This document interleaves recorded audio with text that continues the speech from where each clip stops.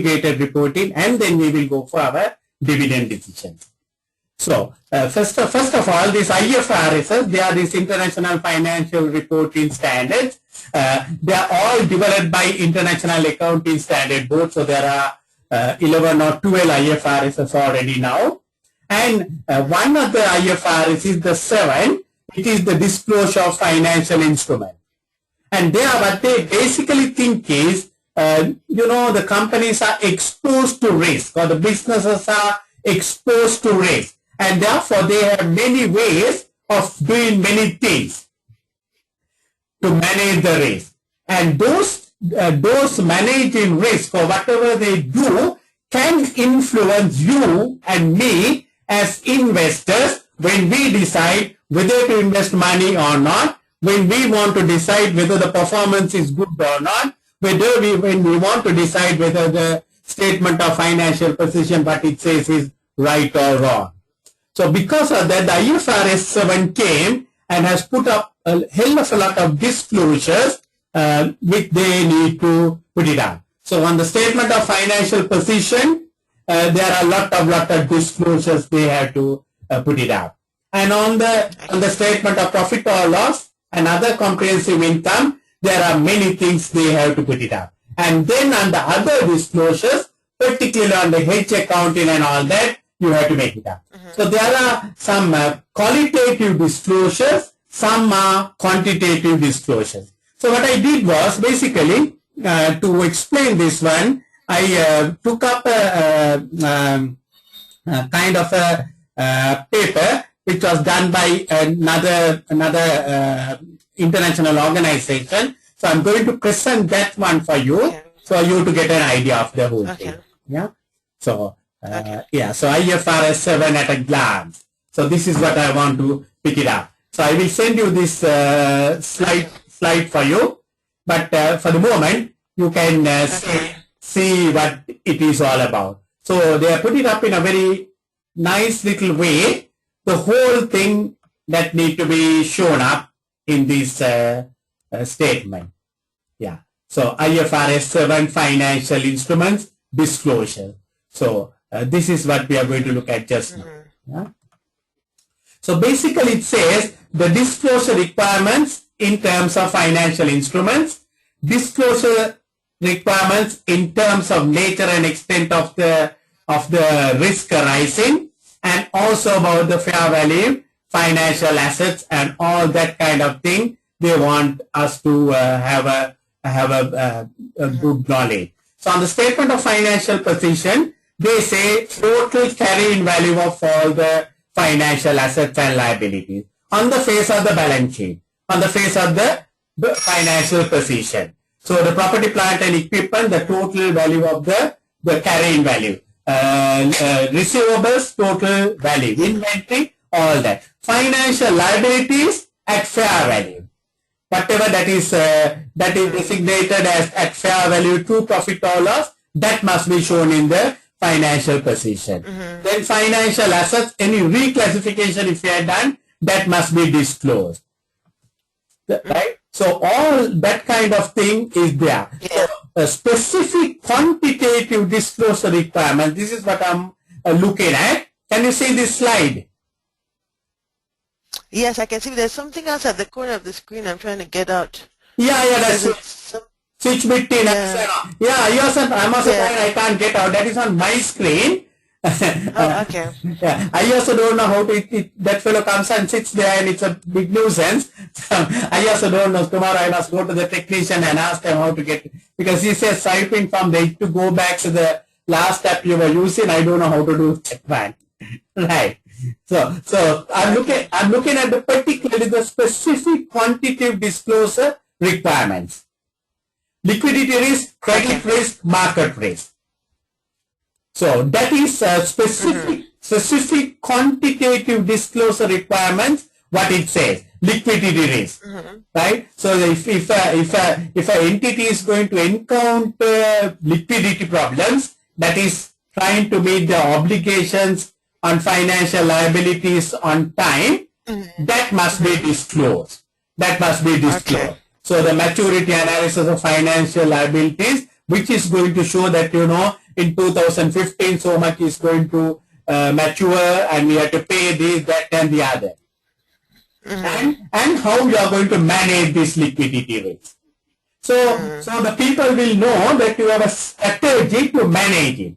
Otherwise, the people will be somewhat worried about it. Then the credit risk, right? The credit risk is basically one party trying to cause a loss to the other party by failing to. So I sell it to goods on credit to you, and if you are unable to pay, that's a credit risk for me. Yes. So the maximum exposure, what is the collateral I have against you? And, when they don't pay, what is going to happen? So that kind of information should be disclosed. Then also about the market. So one question, are they saying, one question, Kumar, for the credit risk, that means they need to disclose for each of the creditor, or just like a gearing, like how they're going to meet their credits, their debts? That is liquidity risk. That's liquidity risk. Now say you have taken some money on a loan and that is coming for repayment in 2015.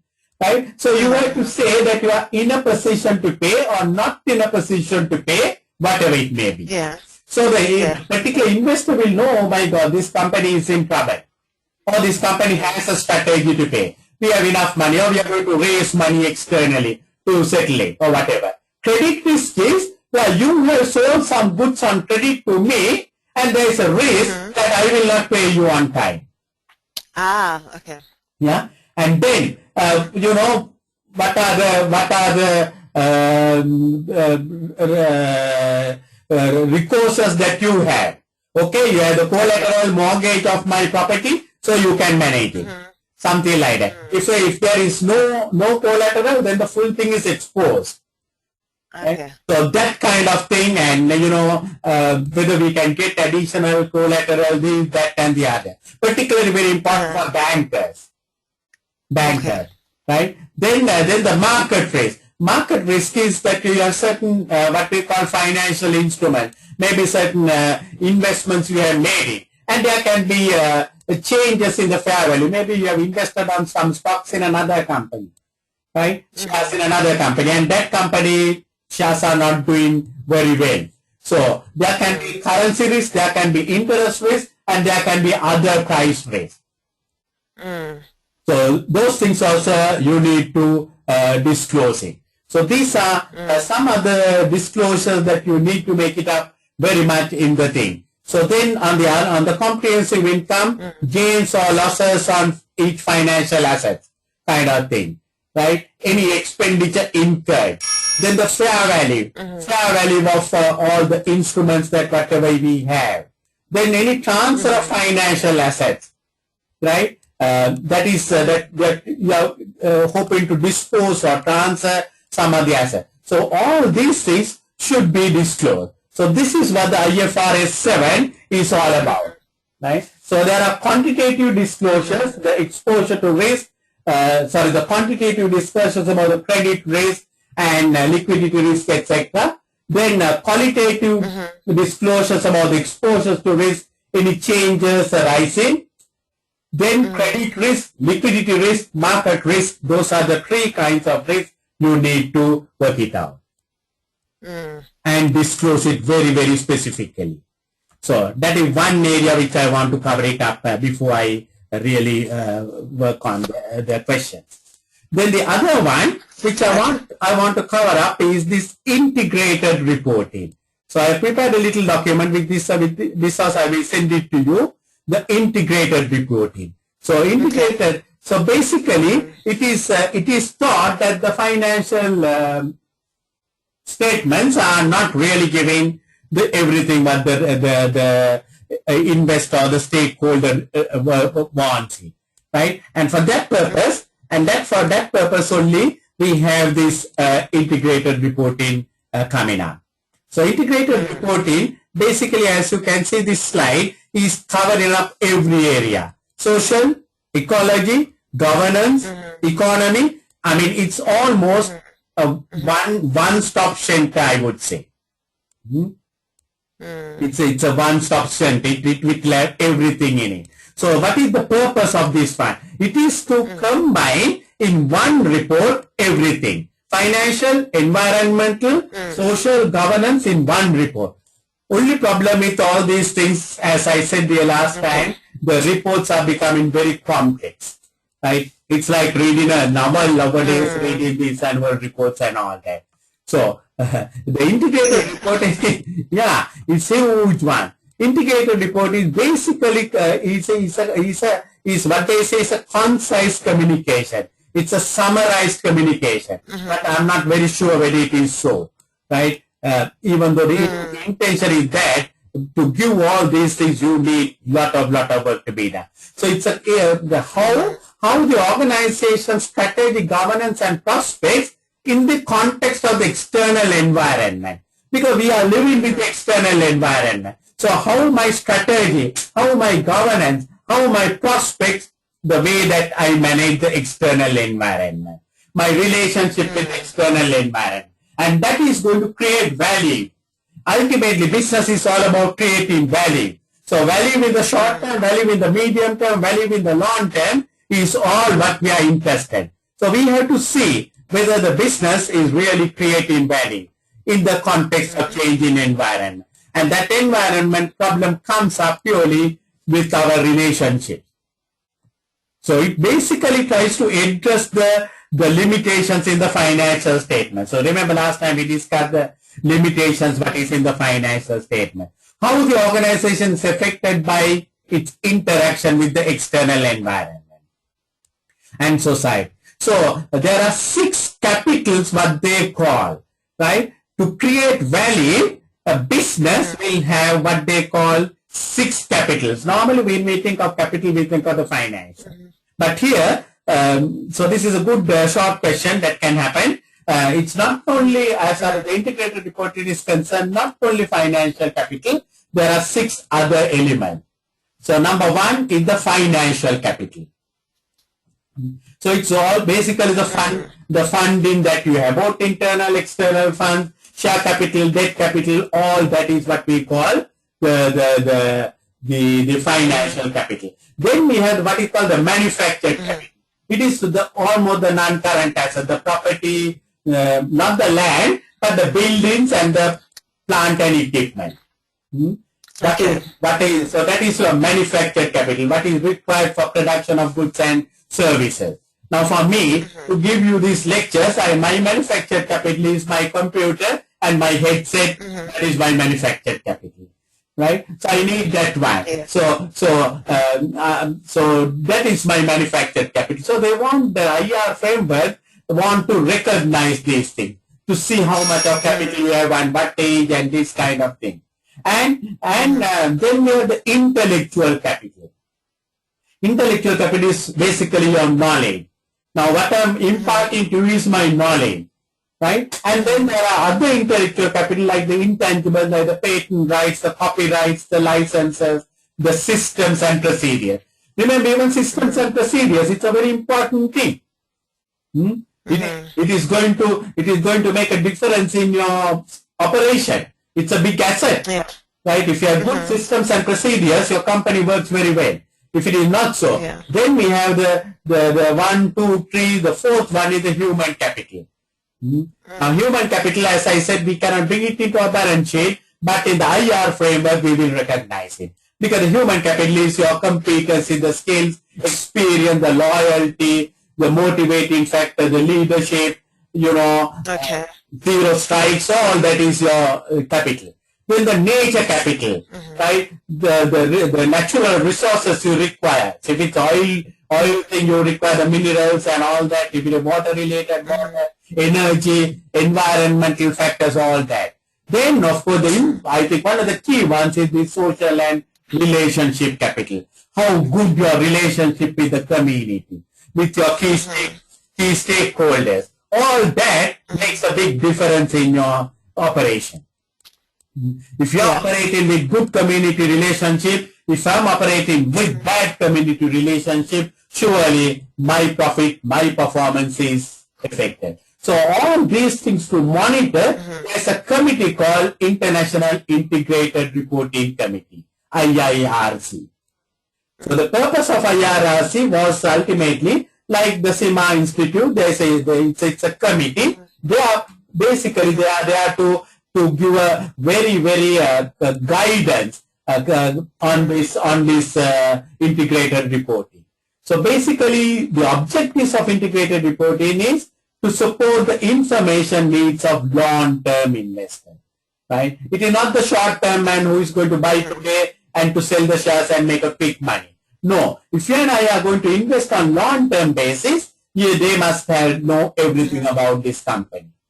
And the interconnectivity between the environmental, social, government. As I said, no company can work without the environment. No company can work without the society. No company can work without governance. No company can work having a connection on these things and the financial factor. So, economic value and sustainability will depend how much growth. Look at companies like Microsoft, how much they do to the society. And because of that, they are surviving and they are doing very well, right? So that is why the people respect Bill Gates, right? So if you remember, long time back, long time before we were born, Henry Ford, he was the pioneer of the motor vehicles and the Ford manufacturing. But he exploited the labor. He exploited the labor, and in fact, he was bringing his 1/10 to the church. The church refused to accept it. Because the church said you are exploiting the labor and you are making a profit and bringing 1/10 that is not acceptable before God. Yeah. So, required framework. So, the IIR says they have to give that framework and to rebalance not to focus on the short term.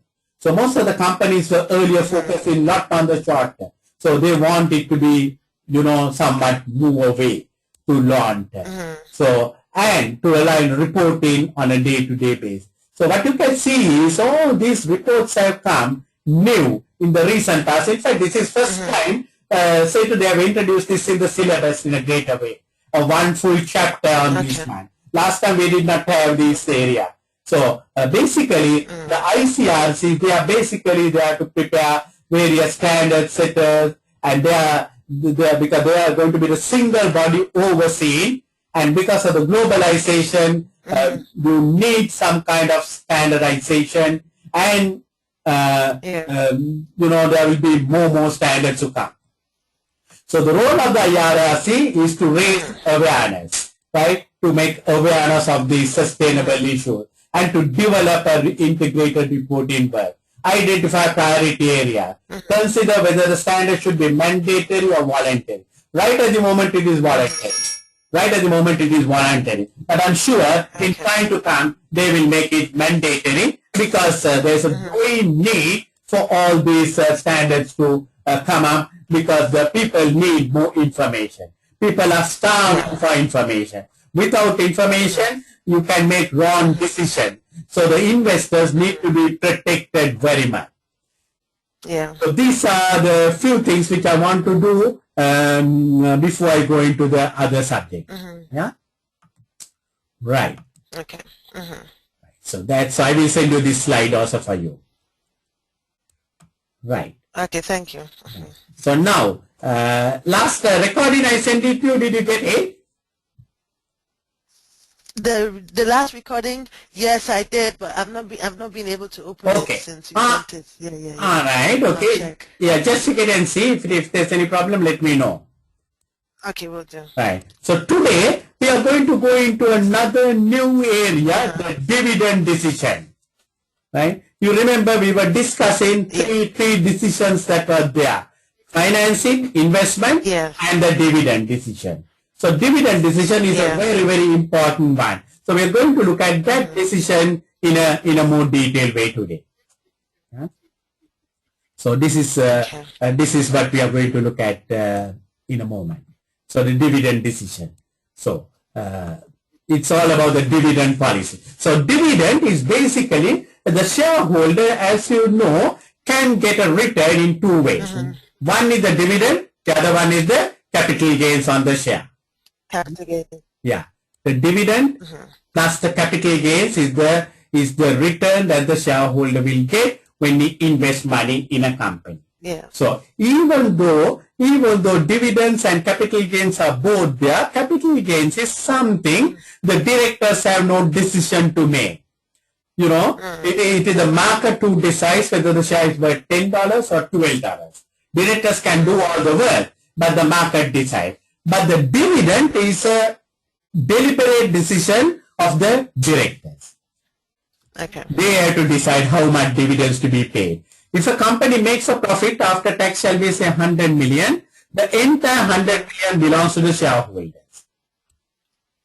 After paying interest, after paying taxes, after paying everything, whatever the profit, it belongs to the shareholder. But the company might decide, the directors might decide to pay only 30 million.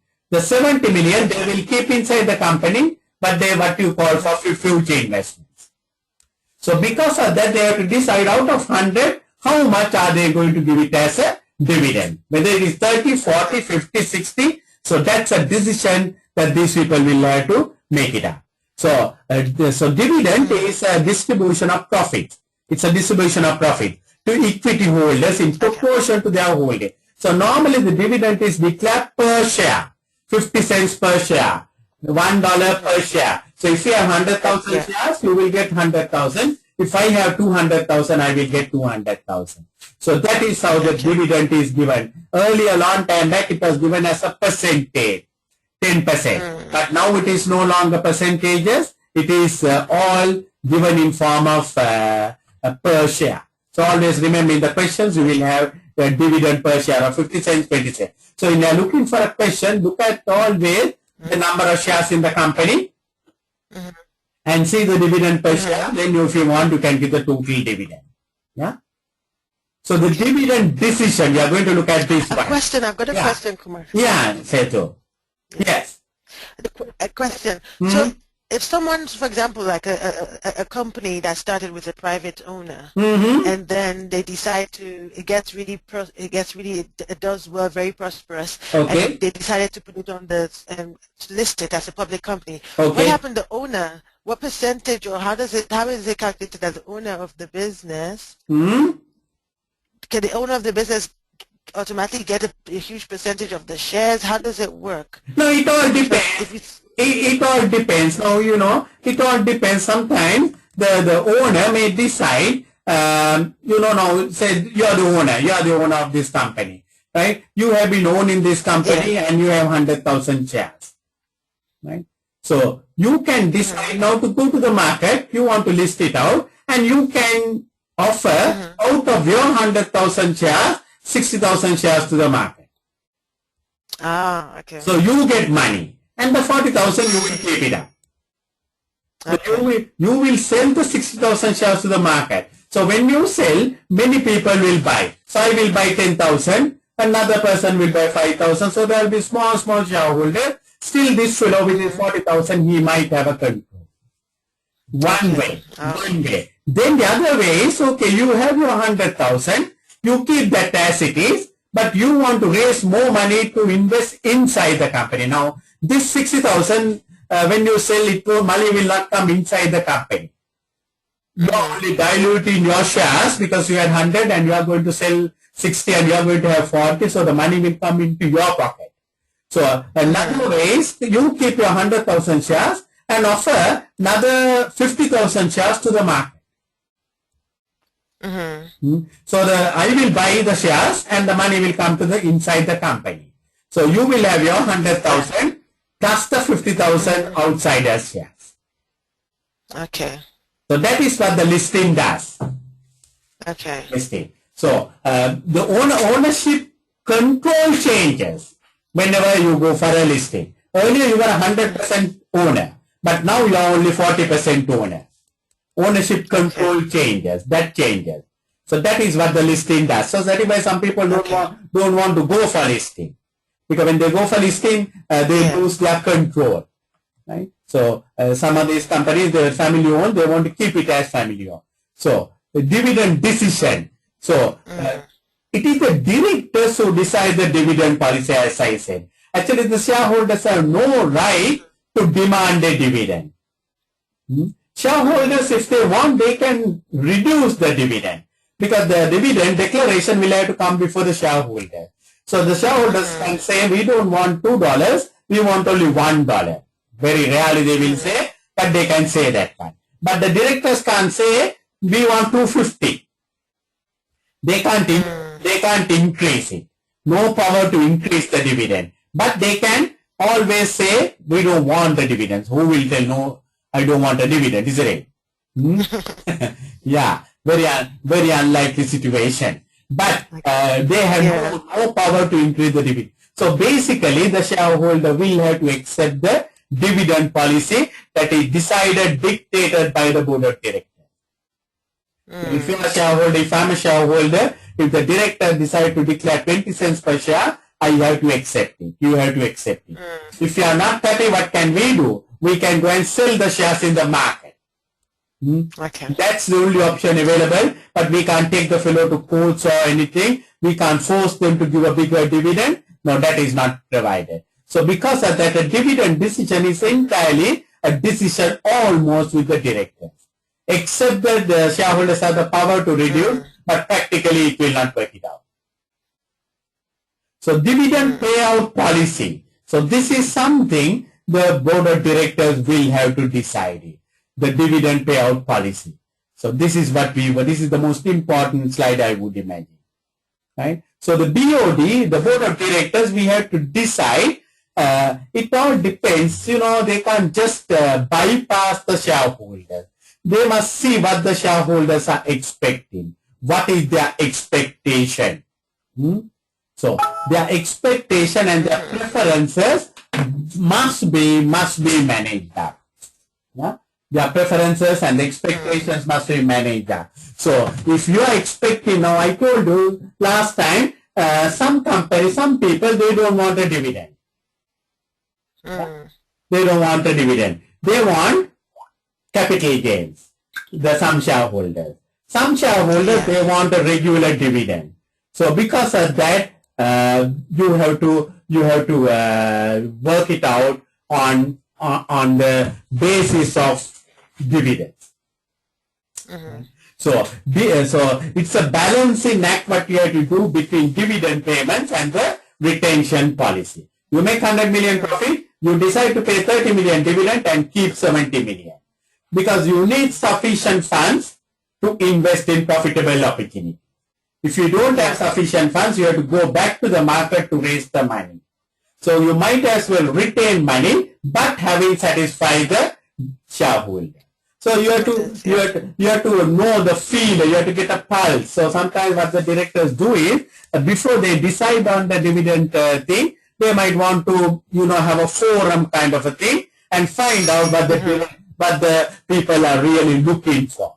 Generally it is believed in a particular company, almost all the shareholders will expect a kind of a particular policy. Either no dividend or more dividend or low dividend, whatever. You rarely get varied shareholders in a same company, because in that case it's very difficult. Now, if you are looking for dividends and if I am not looking for dividends, the directors, they can't give you a dividend and not give me a dividend. Yeah. So the shareholders know this company's policy is to give a low dividend. So they will invest knowing that they are going to get a low dividend. And this company's policy is to give a high dividend. So because I want high dividends, I will go and invest in that company. And the other company, they know they are not going to give any dividends, but their share prices are going to go up. So I will invest in that company. So the shareholders, so because of that, the director's policy must be somewhat consistent. You understand? 1 year you can't pay a dividend and another year you say not paying, next year you're going to pay. That kind of a thing is not good, because then the shareholder is in a bit of a dilemma. Right?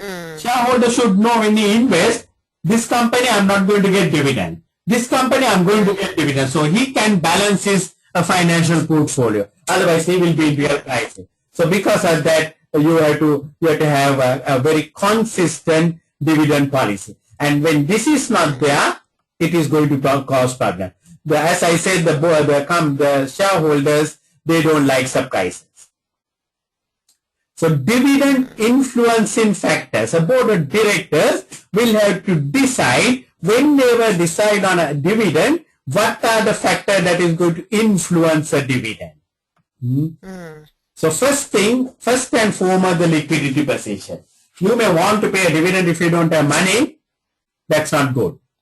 So so liquidity position will decide whether the company is dividend. So because it is your dividend, right? It is a shareholder dividend, but the company liquidity will decide it. So liquidity position of the company, and the director's desire or the wish to retain funds for financing needs. So as I said, most of the growing companies, they will want to keep lot of money for financing needs. Yeah. They want to keep money for financing needs. Then, you want to remain profitable. Now, if you want to remain profitable, you want to invest one side of it. Yeah. One side of it. If you don't invest, so you might decide, I want to be profitable, so I have to have money to reinvest. So because of that, I'm not going to pay a dividend. I want to reinvest. So I'm going to pay only 10% out of my profit as a dividend. Then the law on distribution of profit, the legally. So some countries, you can't declare a dividend unless you have a profit. Right? So that also will decide. So some countries, you can't declare a dividend if you don't have a profit in the current year. Some countries, you can declare a profit even if you have a loss, but if you have retained profit. So you have to look at the law. Then debt covenants. As I said, the bankers may say, look here, I have given you a loan. Till you repay my loan, you can't get dividend. Unless the interest cover is 1:10 or something, you can't pay a dividend. Yeah. Then the effects of inflation, right? The inflation, because the times of inflation, the people will require bigger dividends. Last time you paid 50 cents per share. This time I want 55 cents per share because the inflation is eating into my purchasing power. So if I don't get a big dividend, I'm in crisis. So because of that, I would like. So in a country like Europe, where there is low inflation, you probably can maintain the same dividend. Gearing level. Now, when you pay a dividend, what happens? When you pay dividend, your retained earnings come down. Yeah? Because you're paying out of your retained earnings, isn't it? So the retained earnings will come down. When it comes down, your equity will come down. When the equity comes down, the gearing will go up. Because you remember the gearing is debt divided by debt plus equity. So equity is share capital plus retained earning. So when you pay dividend, so you may want to maintain a particular gearing level, 40% or 45 or 35 or whatever it may be. So therefore you may want to it will have a influence. So board of directors will have to consider all that.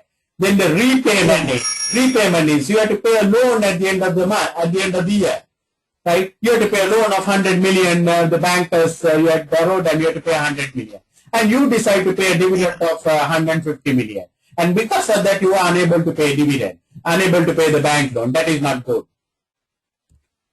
Right? That's not good. So you have to decide. You have to prepare a future cash flow and see what are my cash commitments. Can I pay the dividend?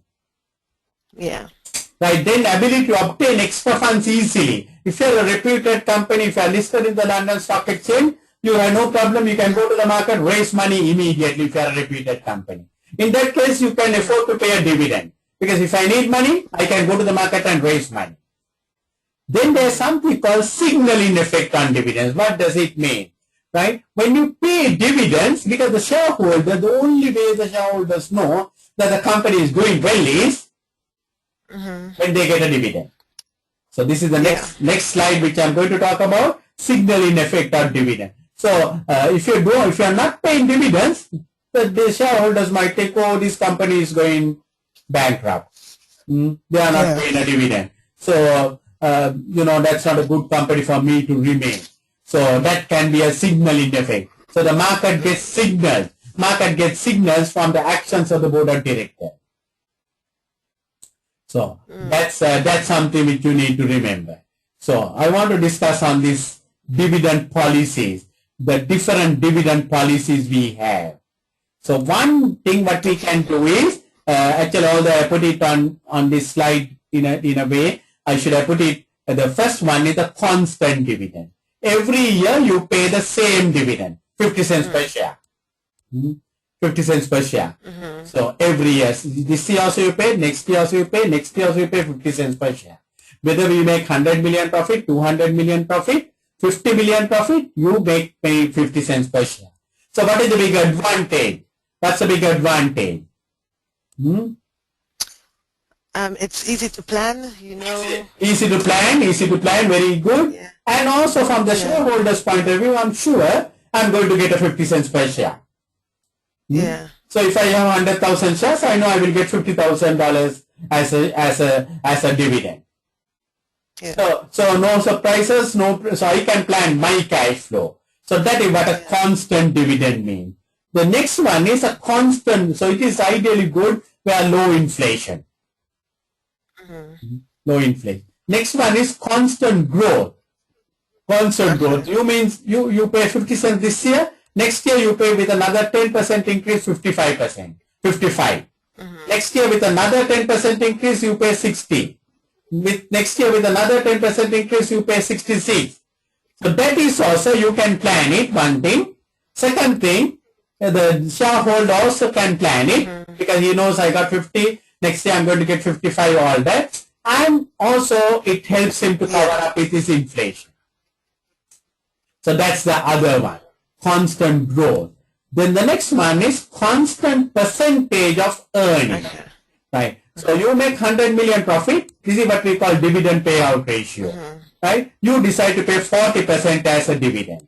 So 40 million. So 40 million will be distributed amongst all the shareholders. Next year you make 150 million profit. You pay 40%, 60 million. Next year you make 80 million profit. You pay 40%, 32 million. Always as a percentage of your profit. There the problem is, you can't plan it. No. Yeah. The investor also cannot plan it because the investor does not know how much he is going to get it. It all depends on what the company is going to make. It depends on the company's profit. So that's a bit of a thing, but most of the companies adopt that kind of a thing. Right? Then we have something called residual dividend. What is a residual dividend? Residual dividend is you make a profit of 100 million. Right? You require for capital expenditures 30 million next year. Keep that one and pay out 70 million. The balance. Right? Next year you make 150 million. Your capital expenditures for the next year is 110 million. Keep that one out and pay the 40 million. Residual. Whatever the balance. Now that is also not good because that is shareholder cannot plan it because he does not know. Right? So then the other one is an extra or a special dividend. You know, you have a lot of money, you have been paying 40 million, constant dividend. Suddenly you find a lot of money in company doing nothing because you can't keep money unless it is going to reinvest and make money. So you decide to pay a big one-off dividend. That is what we call extra or a special dividend. So let's discuss some of those things a little later. Right? So these are the dividend policies that you might have it. Constant growth, constant percentage, constant dividend, residual dividend, or extra or a special dividend. Yeah? Okay. Then for extra or special dividend, can it go the other way? Yeah. What do you mean? Extra or special, it can go the other way. Yeah. That means you don't pay anything. That's correct. Now when you do that one, it is something that we call signaling effect. If you pay dividend and suddenly if you decide not to pay a dividend, that is going to create some kind of confusion in the minds of the shareholders. Yes. And they might think the company is not doing very well. You have been paying 50 cents and suddenly you put it to 10 cents, that can create a problem. And on the other hand, all this time you have been paying 50 cents, suddenly you decide to pay $2. $2 kind of a big dividend. So, shareholder gets a lot of money, but it has its advantages, it has its disadvantages. We will look at it in a minute. So this slide, we did it last time. This was, I told you, there are two stock exchanges in the London Stock Exchange and the alternative investment market. Alternative investment market. So generally the mature companies are in the London Stock Exchange. The mature company, the old companies, established companies. So actually they have very little need for investment because almost their investments are done. They are very mature company. And even if they want, they can obtain debt finance. They can go to a bank. They will give you the money quickly. But if you and I, a new company, if you go to a bank will ask hundreds of questions. And even if they want, they can go to the market and raise money. And therefore, they don't need to keep too much of retained funds. And generally, therefore, they pay high dividends. Then we have on the opposite, the young company, the growing company. They need more investments all the time. And they can't get money quickly because even the bank will ask hundreds of questions from them. So because of that, they will keep lot of money in retained earnings. So generally they have a low or zero dividend. So these are generally the companies in UK that is quoted in the alternative investment market. I'm not sure in USA whether there is similar market, but maybe that for mature companies and other companies, two different markets. So that's something that can be questioned of. Alternative investment market, it will be young companies and they have a low dividend policy.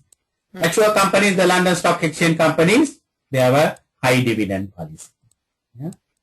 Now this is what I was trying to work it out. The signaling effect. You know, when you pay dividends, or if you don't pay dividends, it has a signaling effect. The shareholder will be either a man like putting up his hands like that and be happy, or folding his hands and what to do. You know, this fellow did not pay a dividend. How am I going to pay my bills, etc., etc. So the signaling effect. The shareholder, the only way they get this signaling effect is through this dividend. Because the objective of the company is to maximize shareholder wealth. And the shareholder wealth is represented by market value of the company. And the market value of the company is mainly the net present value of all the projects. So if you have new projects, you will, with positive NPV, your market value will go up. But all this is known only for you and me who are directors of the company. Shareholders don't know all these NPVs and all that. Right? Shareholders are the people, you know, who have invested. They only know whether the company is doing well or not only through dividend signals. Now this is a problem because the directors know if by keeping money inside the company they can invest on new projects and therefore the value of the company will go up and therefore the maximize of shareholder wealth. But the shareholders don't see that one like that. And actually that is why we have this integrated reporting coming up. You know, for the shareholder to know what are they going to do with their money, what are the projects they are going to invest. So the shareholders can take a decision. Otherwise, the shareholders only signal what he gets is the dividend. And maybe the annual report. Maybe the annual report. So if he gets a big dividend, he will see as the company is doing well. So the signaling effect can be many, Shetu. Now, as you rightly said, if a company had been paying dividends, 50 cents, 50 cents, 50 cents, suddenly they put it to 25 cents, the signaling effect normally, I'm saying normally, the signaling effect normally is the company is not doing well.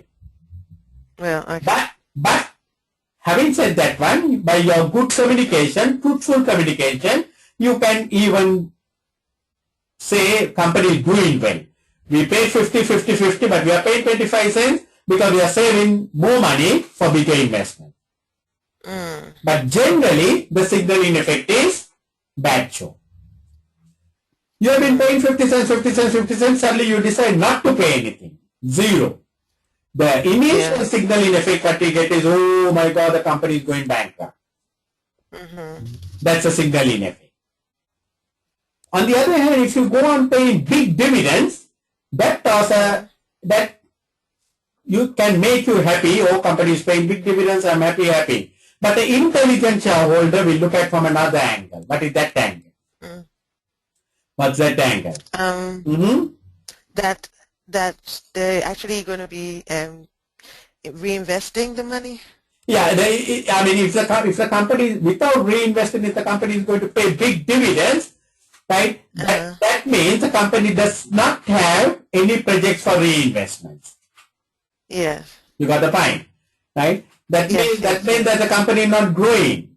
The directors don't have a vision. Directors don't have a mission. They are just making money and returning the money. So even though we may feel happy, the intelligent shareholder may feel unhappy if the company is paying big dividends.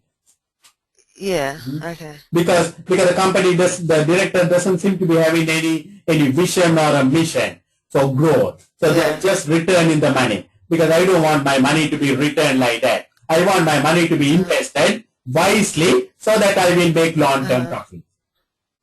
Okay. So that's what the signal in effect we can do it. So what is shareholder expectation?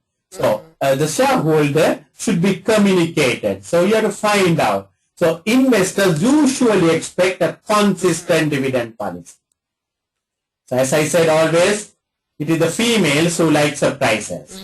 But the businesses don't like surprises. They want the investors like a very consistent one. Last time you paid 50 cents, give me the 50 cents. Now, last 5 years you have been paid 10% growth, give me the 10% growth. Right? So they expect a consistent dividend policy or maybe a steady growth. Maybe a steady growth. Right? Cutting the dividend may signal company struggling. So we have to be very, very careful if you are going to cut a dividend. As I said, may signal. Right? It may not be the true position. Maybe you are having a good corporate plan. Right? You are cutting down a dividend because you want to save on interest or something like that. You have a good plan. In that case, it will be acceptable. But normally cutting a dividend means bad signaling. And no dividend is surely bankruptcy. Yeah. No dividend means. You have been paying 10 years dividend, suddenly if you decide not to pay a dividend, directors may worry, the shareholders may worry, these fellows are going bankrupt. Dividend may be used as a defense against a takeover. Now, you are a rich girl. You are a rich girl with lot of money in your bank account. There will be many handsome boys wanting to take you because of your money in the bank account. Similarly, when a company has lot of money, there will be many other people who want to take over the company. Okay. Yeah? So because of that, no company would like to have lot of cash. It's like a nice girl having a big bank account. There will be many people wanting to marry. So similarly, when you have lot of money inside the company bank account, there is a threat of a takeover. So most of the companies, whenever they have that kind of money, either they must reinvest or otherwise they must give that money quickly to the shareholders in form of a dividend, special dividend or whatever. Give it to the shareholder. So because you should not be attracted for a takeover. Because a company can be taken over because you have money. Some other fellow will try to take over by issuing their shares. So because he can get money. He gets free money. He gets free money. Isn't it? He need not to go to share market and raise money. This company has $500 million in the bank account. I might as well buy this company, give in my shares, and I have 500 million straight away access. So dividends can be used effectively as a takeover, as a defense against the takeover. So remember all these things. Dividend theories now. One theory is what I just discussed, the residual theory. What is residual theory? After keeping money for everything what you require, the balance is paid. So you have two projects coming with positive NPV next year. Keep the money for the two projects. Right? So you have made a profit of 100 million. Right? 100 million profit you have made. you find two projects of positive NPV where you're going to invest 75 million, keep that one and pay the balance 25 million as a dividend. So that's one way. The other one is what is the traditional theory. You focus on the share price. That is, you are looking at the signaling effect. Signaling effect. You don't want the share price to come down. So because of that, last year we paid 50 cents. This year also let us pay the 50 cents. If you don't pay the 50 cents, the share price can come down. Because the shareholder, because the directors want to keep an eye on the share price. Even though the directors cannot control the share price, directors don't want the share price to, come down, fall down. So actually these are something what we call dividend relevancy theory. Right? This residual theory, transactional theory, all that is what we call dividend relevancy theory. Dividend is relevant. Dividend is relevant. Okay. The shareholders want a dividend. So people believe on a dividend because the people think that is the only way that they know that the company is doing well. So the share price will fluctuate if you don't pay a dividend. So dividend relevant. Then two people, these people have put us into a lot of problem in the F3. These two people called Modigliani and Miller. So it is called MM theory. There are a couple of theories these fellows have established. There are two people, one Modigliani and Miller. What they said was dividend is irrelevant. Dividend is irrelevant. So I'm going to discuss this in with little bit with detail with you. Dividend irrelevant. Now, Shetu, you have invested some money in a company. You have invested some money in, and you want at the end of, say last year, 2014, Christmas time, you wanted, how much money you want? $20,000 you want. Yep. $20,000 you want to buy shopping. So you wanted $20,000. Now, you have invested some money in a company and you expect a dividend and you think, oh, it will get 20,000, so I can go and buy my shopping. But, your share price, which was 10 at the beginning, has gone up to 50. Right? So now you want a dividend of, so let's say your share price, which was 10, has gone up to, shall I say, 20. I'm making an exaggerated one. Right? Your share price, which was originally 10 at the beginning of 2014, now it is 20. Right? So you want 20,000 money. So company is not paying a dividend for you. But the share price has gone up from 10 to 20. Now you want 20,000. What can you do? What can you do? Just sell the share? Yeah, the shares? You sell 1,000 shares at the rate of 20 and you will have your 20,000. Yes. So what it says is, the dividend irrelevancy theory says, you can manufacture your own dividend. Dividend is ultimately, it's only a name. It is your return. Right? You can manufacture your return. You want 20,000. Right? I also have invested in the company. I need only 10,000. I don't need 20,000. So, if the company is paying for both of us, the company will pay 20/20 because both of us have all the same share. But I want only 10,000. So, what I will do? I will go and sell only 500 shares. And I can manufacture my 10,000. So what these MM people said was, the directors don't need to worry about a dividend. Directors need to worry about investing in good projects, positive NPV projects, positive NPV projects. Let the share price go up and let the shareholder decide the dividend or the return. So that is what this theory is all about. The MM theory on the dividend irrelevance. Is there a advantage or a disadvantage? Because I would think the irrelevant theory is a much better. Yeah, you're right. Much more advantage. Yeah, because the shareholder. Exactly, because there are a couple of things in, because this is a very theoretical model, this MM model. Because one thing is, not that all the shares are marketable. Not that all the shares are marketable. So you may not have a market, number one.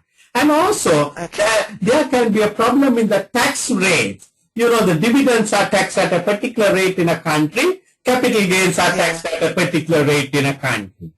So even though we say dividend is irrelevant, for you, the dividend may be relevant. Because on dividends, you are paying only 10% taxes. Capital gains, you are paying 20% taxes. Yeah. You got the point, right? So in a, that is why they said in a tax-free world. But where is the tax-free world? Nowhere. Nowhere. Even in the hell or heaven, I think there may be taxes. So there is nothing called a tax-free world. So what they said was, yes, the tax-free world, dividend is irrelevant. And you can see it's a very theoretical model. And the arguments for the dividend relevancy theory is there's something called bird in the hand argument. Bird in the hand. Because here you are relying for the share price to go up. Yes. So the share price may go up next year, share price may not go up. It all depends on your project is going to be a positive NPV, minus NPV, how the society is going to look at, how the environment is going to look at, all that kind of thing. But the dividend what you are going to get today is like bird in the hand.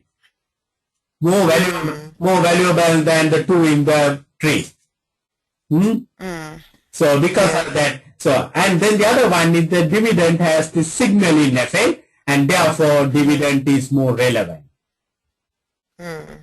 So even though both the theories are there, I think I also agree, but in an advanced world, surely dividend irrelevancy theory can work out.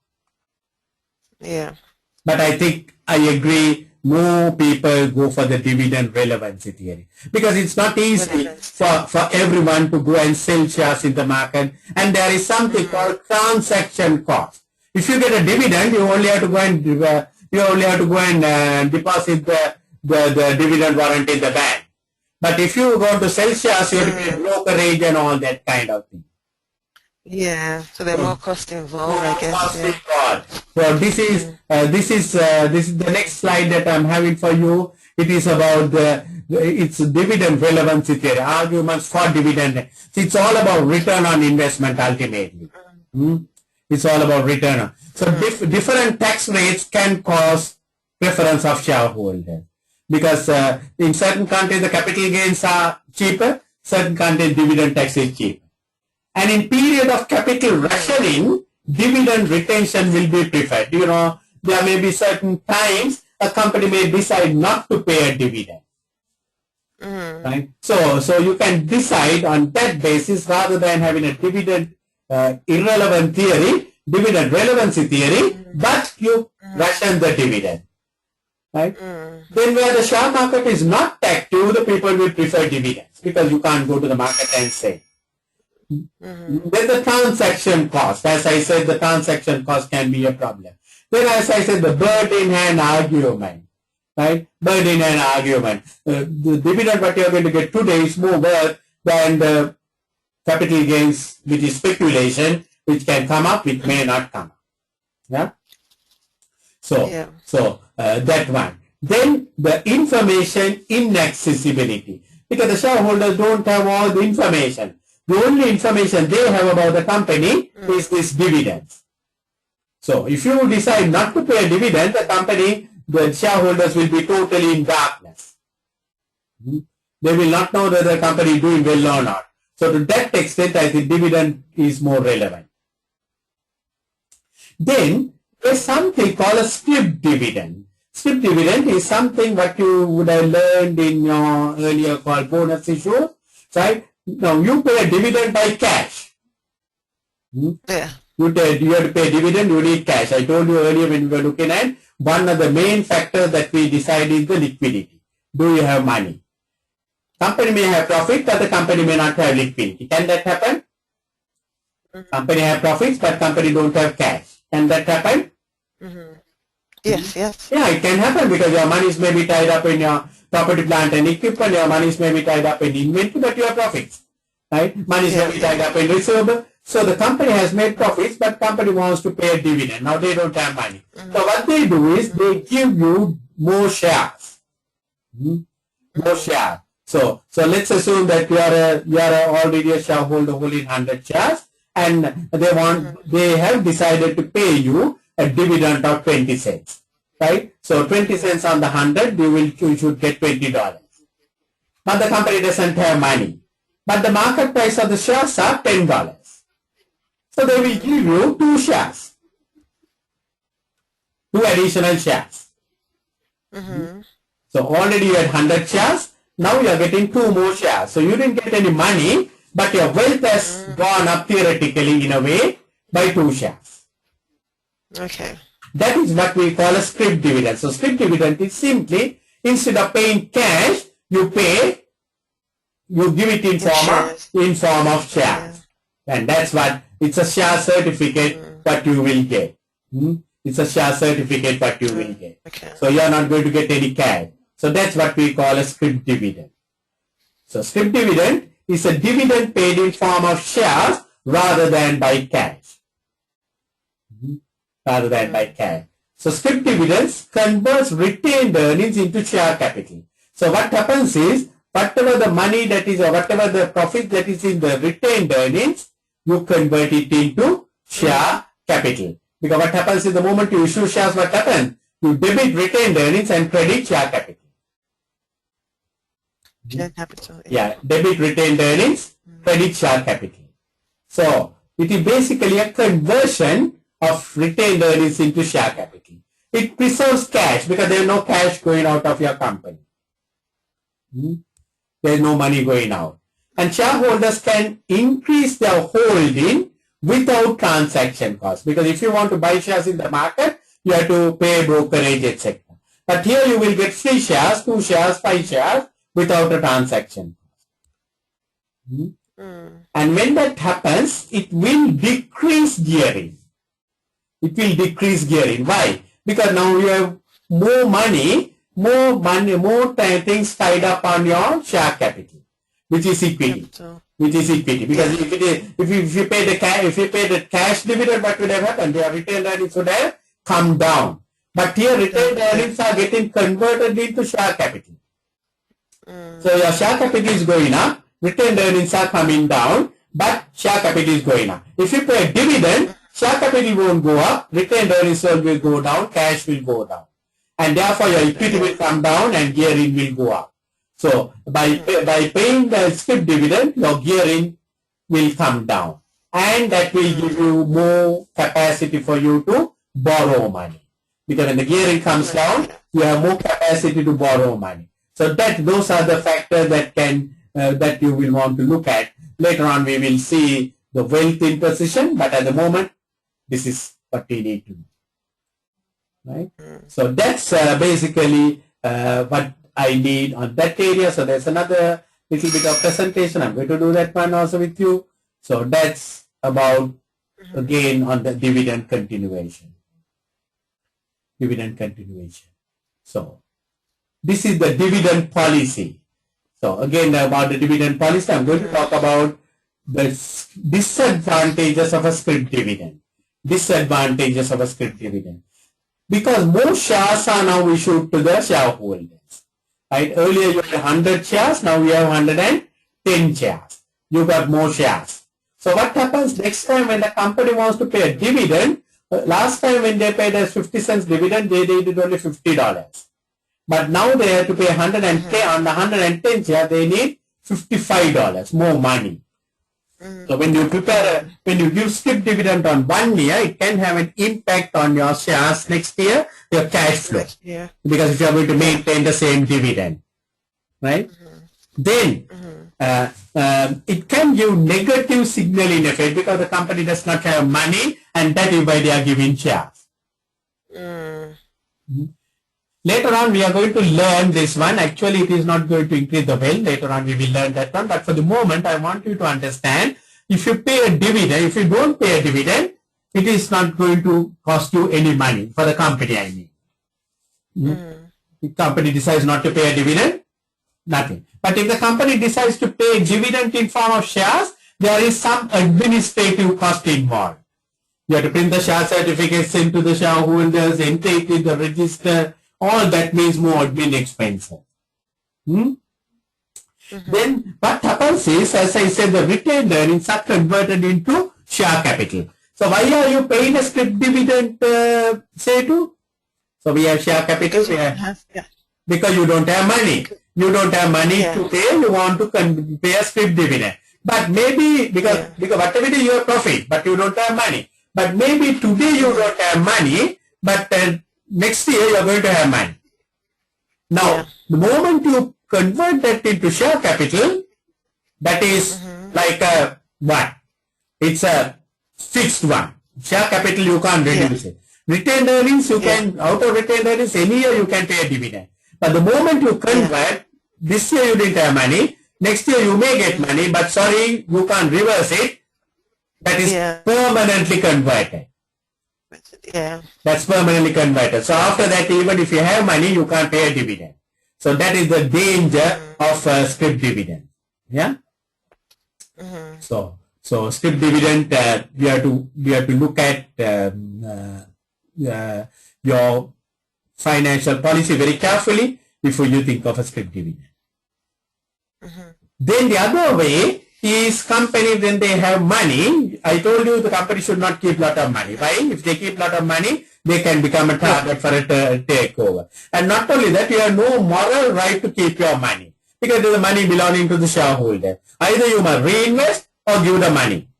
One way they can do is without paying a dividend, the company can buy its own shares. Some countries allow it. UK allows it. I'm not sure America, but UK allows it. You can buy your own shares. So the company already had 100,000 shares in the market. Now the company has a lot of money. Company decides to call 20,000 shares. Now company can't call Shetu and say, Shetu, you have to return shares. No. Option is for the shareholder. So the company offers to buy the shares back. So when the company buys the shares, what happens? The number of shares in the market comes down. Number of shares will come down. So when the number of shares comes down, what happens? The earnings per share will go up. And the share price can go up. And the dividends what you have to pay later will come down because earlier you had to pay dividends on 100,000 shares. Now you have to pay only on 80,000 shares. And also one of the reasons may be, in a small company particularly, there may not be people. Now you want to sell the shares, there are no buyers. So the company comes and buy your shares. Company comes and buy your shares. And in a listed company, they are a big listed company, but they want to get delisted. So to get delisted, they have to become smaller in size. So what they do is they go and buy the share. They go and buy the share. They buy it at the same. They buy it at the market rate. Yeah, that's a problem. That's a problem. That's the issue that I'm going to discuss it, right? Because if they are going to offer the market price, they should be offering the market price. Then there is no advantage for the company, and there is no advantage for the shareholder also. Because they will say, I can sell it, right? But they have to buy it. Most likely, they have to offer the market price. So that is the disadvantage. That is the disadvantage you have, right? So one of the disadvantages you have is since there are more shares, more cash is required in future to maintain same dividend per share, right? The negative signaling effect. Negative signaling. Sorry, this is no. I'm talking about the earlier one. No, this is not what I want to discuss.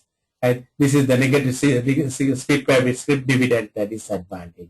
Let's look at the other one. What is we have? Benefits of share repurchase.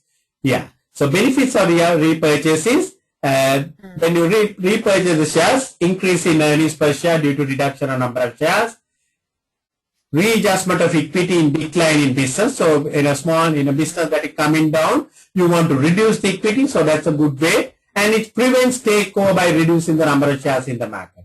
Because earlier you have 100,000 shares, now 20,000 you have taken over. So most of the people who sell, who are the people who will be selling the shares back to the company? Who are the people who will be selling shares back to the company? The people who want to sell the shares, isn't it? Yes, yeah. Right. The people who don't want to sell the shares will hold on to shares. So this 20,000 shares may be the people who will go for a takeover. If I come and offer, they will sell me. So rather than allowing my enemy to come and take over the shares, I buy the share. The company buy the share. And by allowing that one, I have only 80,000 shares. Probably there are more genuine shareholders who will not sell their shares.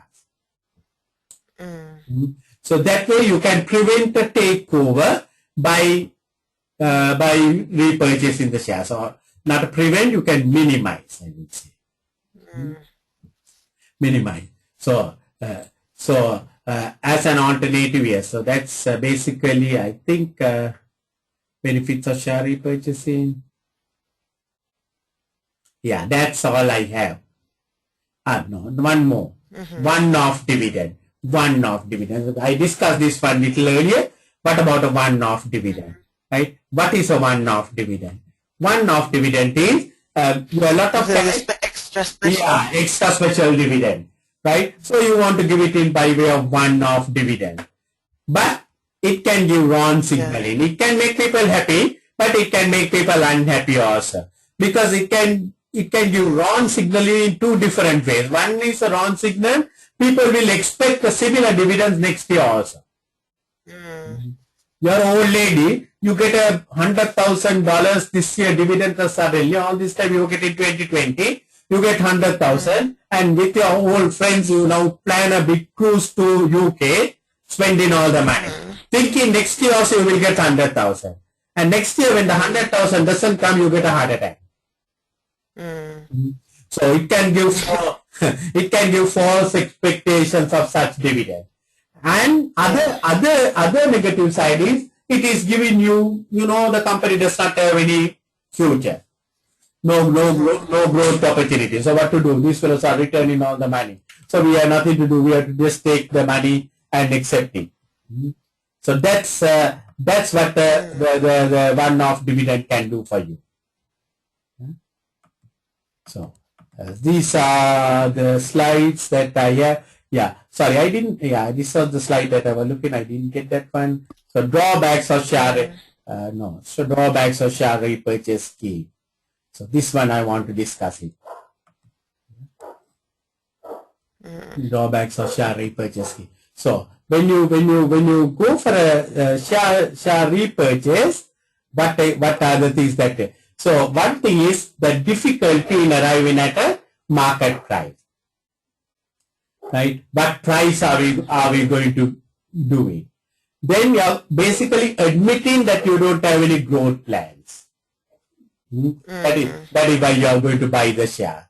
Then the other one is that the capital gains will be taxed.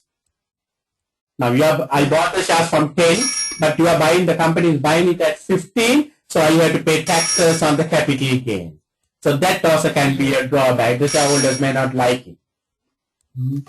Shareholders may not like it. So that's the drawback. So one-off dividend we have discussed, drawbacks we have discussed. Yeah, these are the things that we need to discuss on the share, the dividend policy. So we have basically covered up that area now. Yeah. So dividend decisions are there. So we have few questions. Shall we go to the questions? Or you want to do it next time? Can we do it next time? So let me have time to go through. That's right. Yeah, go to the notes, and that is the questions on all what we did last time. That is on the reporting issues and all that. And today I did the IFRS 7 also. Now we have all there are 6 or 7 questions. Go to the 6 or 7 questions. I'll try to say, because we have a little bit of a gap, I think, for next 3 or 4 days. Yes. Yeah. So we are again meeting on the 7th, 8th, 9th, 10th. Correct? Yes. 7th and 8th we are going to do P3, and 9th and 10th we are going to do the F3. Yeah, F3. So I will send you a few more questions also for you to try it now on some other areas which are covered. And just a quick one. I want to show you one thing about this. Again, that man is coming, that switch between it. But this is the Marks and Spencer. I'll try to send this one also for you about the global reporting initiatives. The report. Okay. I want because I was thinking I need to see an example. Ah, that's good. Yeah. I want to show you what it is in a very summary. You know what it tells us. It tells us the group revenue. Okay. It tells us the group preferred before tax. It tells us carbon dioxide emission. It tells us about product with the plan A quality. It talks about the employment engagement. Right? It talks about the number of customers. It talks about the number of employees. It talks about the number of suppliers globally. So this is what a GRI report is. This is what a GRI report. So I picked up this one just to show you, all that can come up. So our business model. So all these things, they will put it up on this report. So this is what basically. So we can see that the chief executive is talking about. Right? We know we can't deliver plan A 2020 alone. That's why we are stepping up our efforts to lead with others by participating in broader coalitions into deliver. So when you read, now you can see as you go on reading, you see the G4 index and the page 39. Right? So you can see that G4 index, it has everything what we were discussing, but all over in different pages.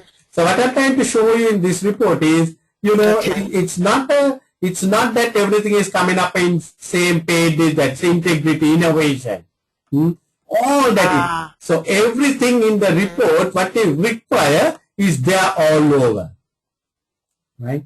So what I want to show is, I want to go to this page. Yeah.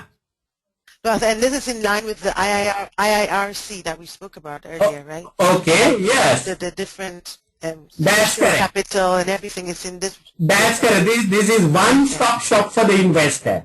This has everything. So the management commentary. You remember we were discussing the management commentary. Everything in this whole report. This is what they are talking about. Oh, great. Right? Yeah. So I picked up this one for you to get idea. So what I want to show is particularly this page 39. You remember we were discussing the GRI indicators. Right? G4 indicator. Now you can see all what we discussed, the strategy profile, defining material to report profile, governance, it is coming up in different pages.